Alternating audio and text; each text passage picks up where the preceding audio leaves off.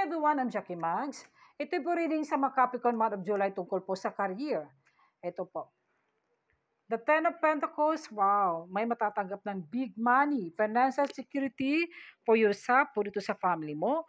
Po dito may mga peace and contentment in life. Po dito guys na may mga ari-arian sa ancestors, mga tradition, at may matatanggap ka magandang kaganapan sa kapirahan sa iyong career mo. Po dito ay paglalago, successful at increase your salary. Po dito guys, some family members na magiging ng tulong sa iyo o pero pwede rin may matatanggap ka na magbayad ng utang o ikaw ba. Pangalawa, the strength, kailangan maging courage ka, maging palaban ka rin. Mga personal power and assertiveness portrayed with kindness. So, you are very compassionate ka din, maawain ka din sa family mo, at yung strength mo, yung fine mental strength, huwag ka mapa-stress sa mga problema.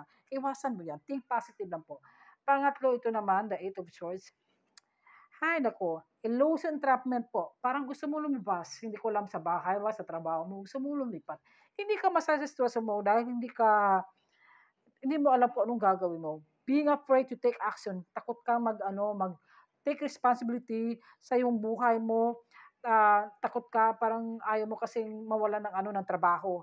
Kaya stay put ka lang. So, guys, kung hindi ka masaya, alisin mo 'yan. So, magdasal sa ating Panginoon sa of you kung saan ka masaya, pwede paglibat ng bahay, trabaho.